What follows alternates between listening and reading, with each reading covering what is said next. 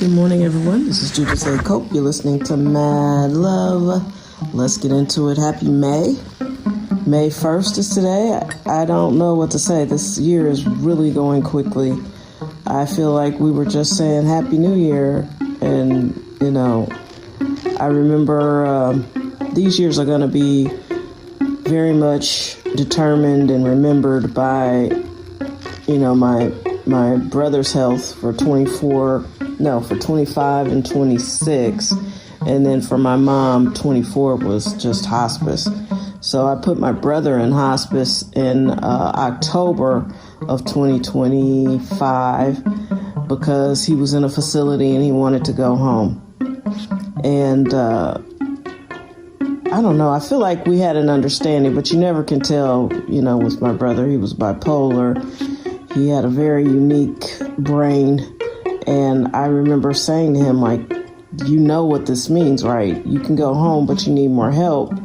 And there are people who get well enough to get out of hospice, but it requires a lot of work.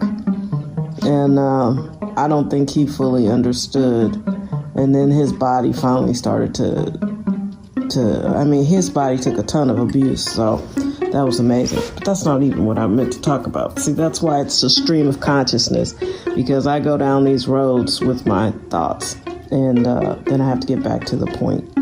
So, yes, I think my last 6 months have been pretty much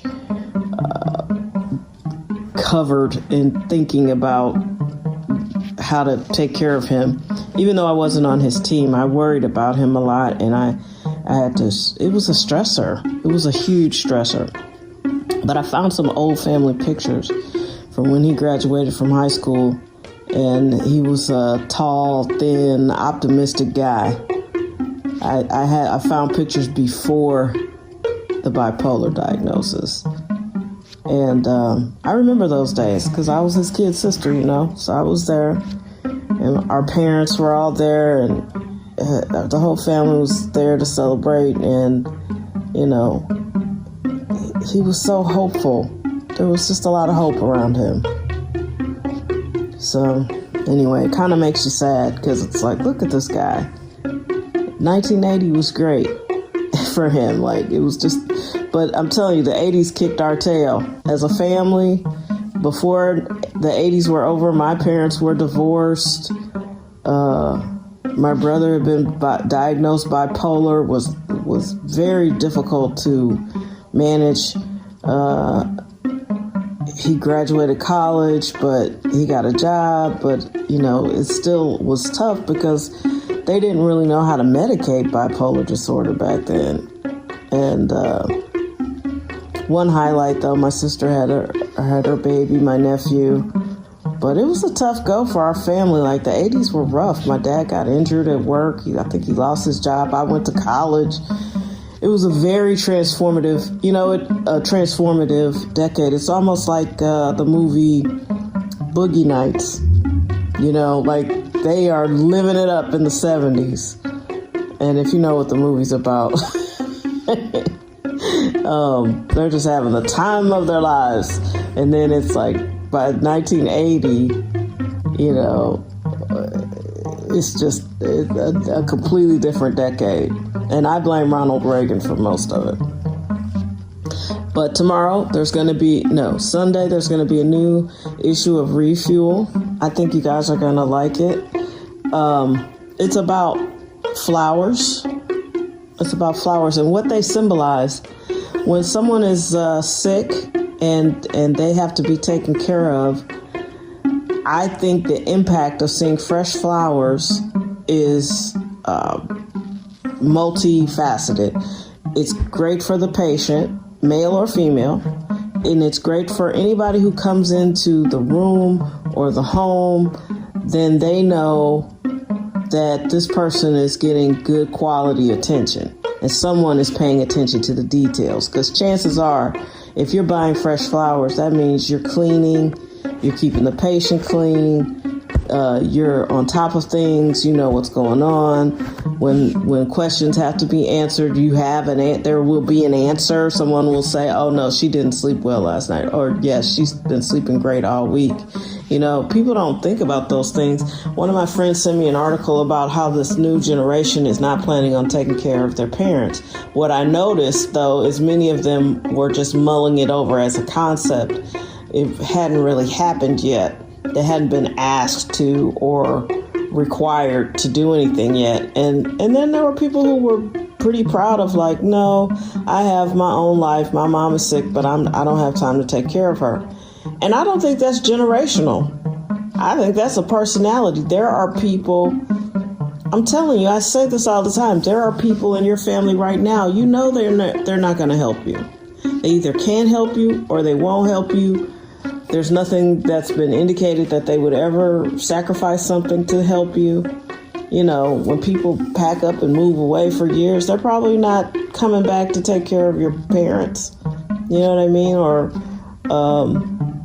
that person that's just not that great or reliable, they're not coming back to help. And the thing about it is, you probably know that. You know that about your family. You grew up with these people. You know who's going to help you and who's not. Who's capable and who's not. And it's hard. My lab work looks like a person who has had to. My lab work was better last year after my mom's passed, and that's why I got it in the first place. And but Tracy was a particular stressor for me, my brother, because he just was so frustrating. He didn't have to be as sick as he was, and you couldn't change his mind. And I tried to check out of the process as much as possible, but somebody, again, had to do it. Someone had to make the tough decisions. Someone had to go see about him. Someone had to go talk to hospital staff on his behalf. Someone had to do those things, and that person in my family is me. And we're down to we're a small. My nuclear family is small now, and it is what it is. I'm not mad about it. I don't resent anybody. It is what it is. It happened the way it happened, and I believe that it's not a surprise to God. I say that prayer every day. I love you, God. I'm sorry I don't always recognize your love and divine orchestration over every moment of my life. God knew that was something I was going to have to do. But he also knew I'd be a much better person for it, right? And that's why you do these things. You do these hard things because, you know that it's the right thing to do. It felt like the right thing to do. So I did it at great sacrifice. But I am going to record yet another legendary health comeback because that's who I am.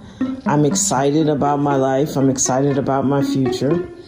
I've decided that this time next year, I will be moving to Toronto if they'll have me. I have all this time.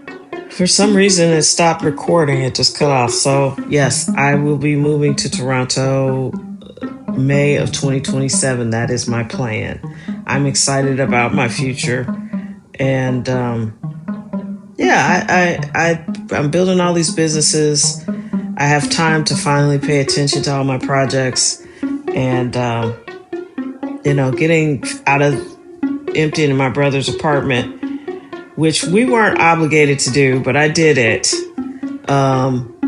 Like my cousin said, we just weren't raised that way. I mean, I would have been leaving them a ton of work, and they don't have a staff to do it. Like they have one guy and a cleaning lady. And I'm like, that's it? Y'all will be in here for 6 months. I mean, he just had a lot of shit in there. So I'm glad to be finished with that, and I'm leaving that in April. He died in March. I took all of April, and it took all of April to clean out all of that stuff. And I'm excited about a fresh new month. So be on the lookout for a new issue of Refuel on Sunday. And, it's about what flowers signal, really. And flowers signal care and attention to detail. And so I had two very different hospice management experiences. My mom's, which I was in charge of, and I have to say the team I built around her was so great. We got a lot done. There was great communication. The hospice team was so impressed with how I was able to keep it clean and keep it safe and keep her as well cared for as I did and working full time. But that's what women do, right? That's what women do. Then my brother's hospice experience, which he was in charge of, was dramatically different. And so I now have insight on how to do it versus how not to do it. How to pick a staff versus how not to pick a staff. Because if you don't want to be super involved and someone has hired people, make sure you hire really, really good people. And that's not to say they're not nice people, but everybody's not as good at care as they think they are. And my brother loved a bargain, and he was manipulative. He wanted a discount. He wanted people to bring him the food he wasn't supposed to eat. So, not rehashing that. I hope you have an amazing May. Sign up for Refuel if you haven't. I'll put links in the show description. I appreciate all the love and support. Go ahead and give me 5 stars if you like this podcast. I was advised by AI yesterday to change the title slightly. I was using a Just Media Works production, and the AI I was using was like, you need to change the name. So I said, okay. So I changed it to Mad Love with Judith A. Culp. Not sure what that's going to do, but they were very adamant about it. So when I was asking it about how to grow the podcast, which was great, because last year I had 999% growth, but we can do better than that. You know what I mean? We can have a bigger, more robust community and impact. And I'll leave a link for Refuel in the description. I think that's going to be the biggest local, hyper-local industry. If you're wondering how to make money, I think everybody's going to be able to figure out who they can go help and take care of. Like the money's not going to disappear. Everyone's always going to have some money. You just have to have a skill that someone will pay you for. And if you can't think of what it is, you would be surprised. There's 55 to 63 million unpaid caregivers. And if they were like me, they'd pay anything to have someone come sit with their loved one while they run to the grocery store. You know what I mean? And it's great when it's free, but okay, $50, you'll sit here and I can just run errands. Great. I'm telling you, there's going to be ways to make money. You can't be lazy, and you can't be one of those people I don't want to work. If you don't want to work, then you're going to struggle. Or you have to be one of those people that can manifest money, which is a thing. There are people who just have money. Okay. And if you're not one of those people, if you're one of those people who's I got to hold on to these little $7, that's an energy and that's a signal. So if you just stressed about all your money all the time, I'm not talking to you. You need a job. Yeah. But if you want to contribute and help people, find out what you do and that somebody will pay you for. And it might just be going for a walk. Gary Vaynerchuk is convinced the future is people I need somebody to go for a walk with me. So just hang in there. There are ways to make money. Take care. Have a happy May. Have a great weekend. Stay strong. Be safe. Thank you for listening. Refuel is a top 30% Beehive newsletter. Check it out. There'll be a new issue on Sunday. Links to sign up are in the show description.